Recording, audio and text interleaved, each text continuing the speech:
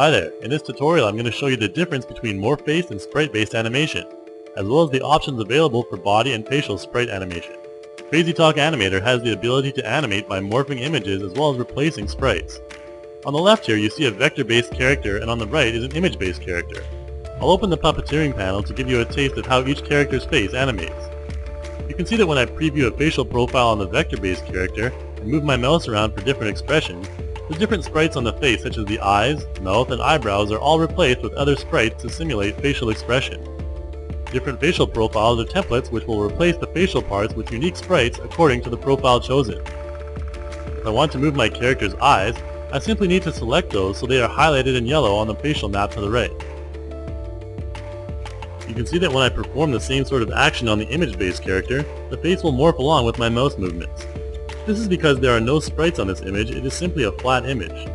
This is the type of animation you are familiar with from earlier versions of CrazyTalk. I can also select the eyes as well as different areas of the face to animate with image-based characters as well.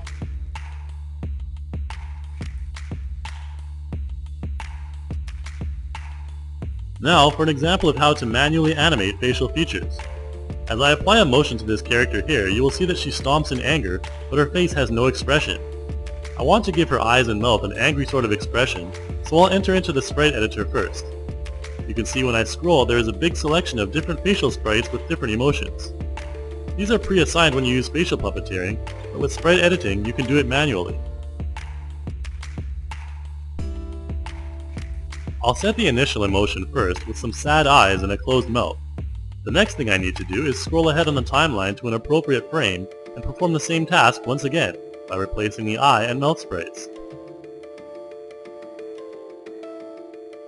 This time I'll use closed eye sprites and an open mouth sprite. Simply click on the sprite you would like to replace, and then select the appropriate one from the menu. You can repeat the process as many times as you like throughout your character's motion, and then play back to see the result. Let's zoom in on the character and see what sort of stuff is going on in the timeline. As you can see, I have all the different facial component tracks that I've edited open. The S after the name stands for sprite, while the T stands for transform, which means position and scale. Each time I change the sprite, it created a keyframe on the timeline. I'll move this keyframe here where one of the eyes closes to a later position. You can see that when I go forward frame by frame, now the right eye will close later on. I can simply press Ctrl Z to undo my last action and return to the right spot. Here's the completed scene of the girl who's mad at a lazy guy on her sofa.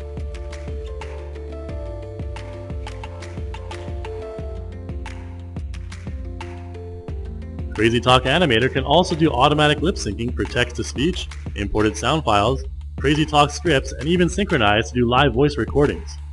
I'll show an example of how to do this with text-to-speech. I'm going to select text-to-speech and type in a short monologue.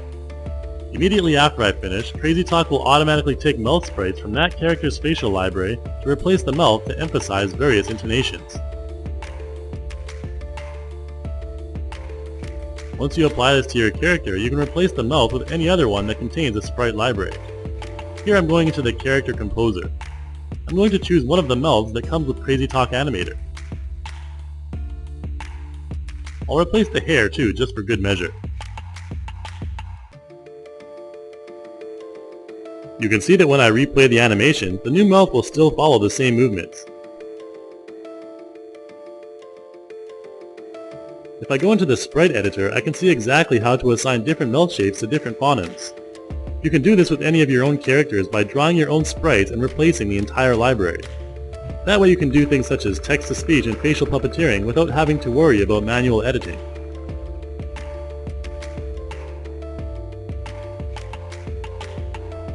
You've seen manual sprite editing as well as puppeteering, but in this section we're going to combine the two. You can see that my character still has the text-to-voice programmed when I play back the animation. In my facial puppeteering panel, I can preview the sort of emotion I would like to go with my facial animation. I've decided on this happy-looking emotion, so I'm going to record now. The animation is now playing back, and I'm moving my mouse cursor around the page to elicit various facial emotions.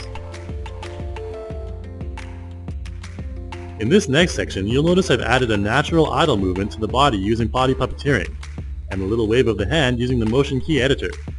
For more on these types of animation, you can check out separate tutorials. For now though, I can use the same process as before to change the hand sprite to a waving pose. I'll just select the proper point in the animation, enter my sprite editor, and change the hand. You'll see that a keyframe appears in the timeline under Body Sprite Editing.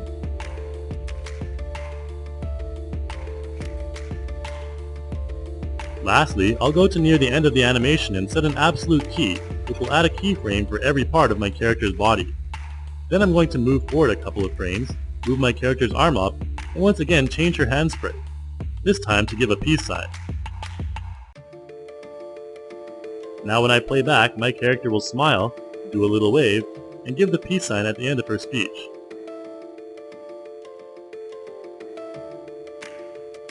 As you can see, incorporating manual or automatic sprite animation to your character is easy and highly customizable. Now you can try it for yourself.